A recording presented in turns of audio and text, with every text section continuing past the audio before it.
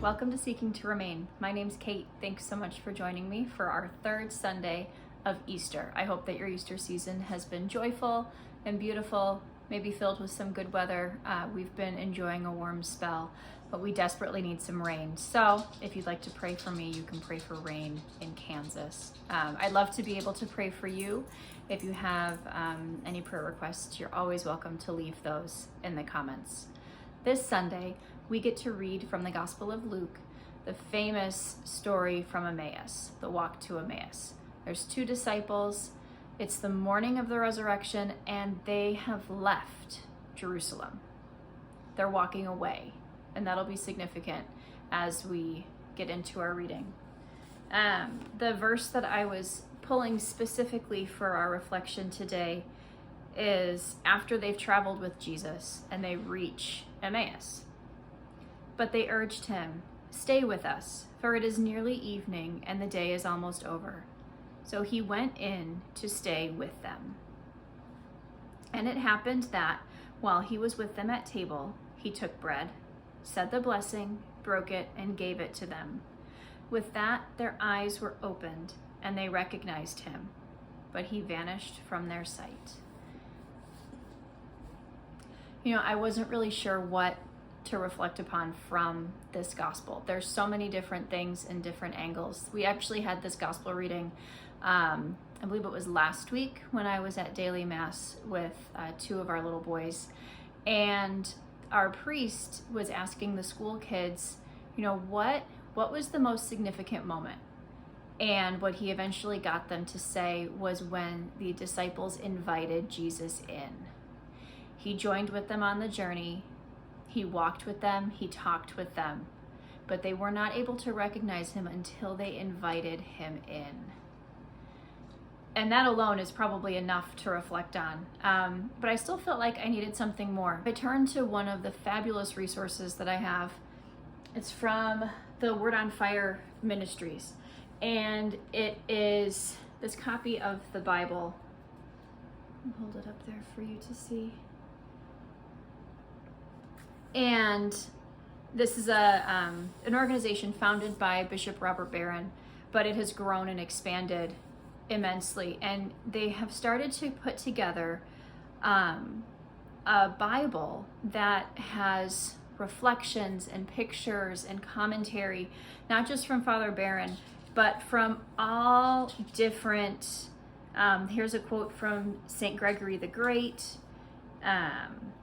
There's different homilies and excerpts from different Catholic thinkers and church fathers. Here's Cyril of Alexandria, Thomas Merton, Fulton Sheen, but then also included with artwork and then explanation of the artwork as well as it applies to the different readings. So this happens to be only the four Gospels.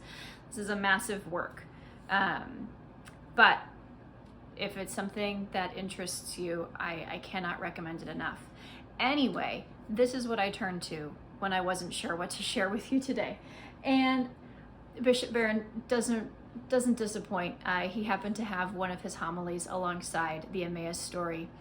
And what he pointed out is that the story of Emmaus is a story of Mass, and it's a story of our experience of Mass. The whole Gospel of Luke, everything is pointed toward Jerusalem. We finally get to Jerusalem. Jesus dies on the cross. Everyone else waits, but these two disciples walk away. They are going literally and figuratively in the wrong direction. And how often does that happen in our week? We go to Mass on Sunday, and by the time it's Sunday again, we are so not oriented in the way that we're supposed to be. So we come to Mass, and we hear the word. What's the first thing that Jesus does with these disciples? He breaks open the word for them and he explains the scriptures. But that's not enough.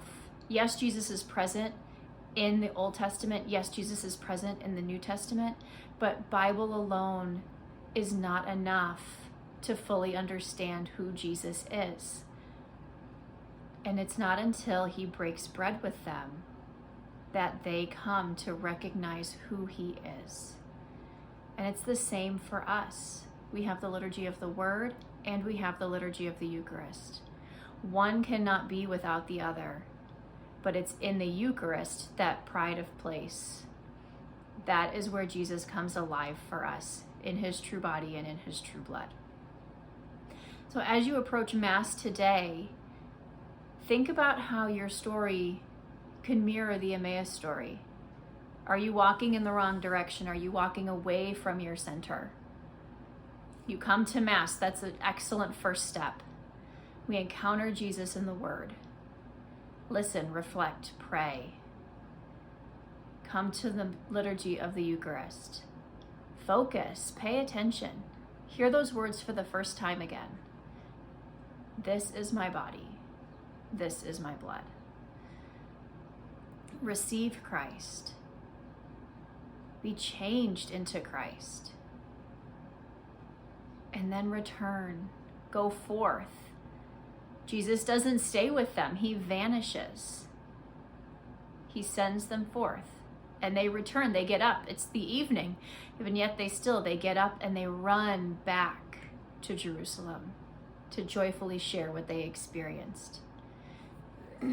They say to one another, "Were not our hearts burning within us while he spoke to us on the way and opened the scriptures to us?"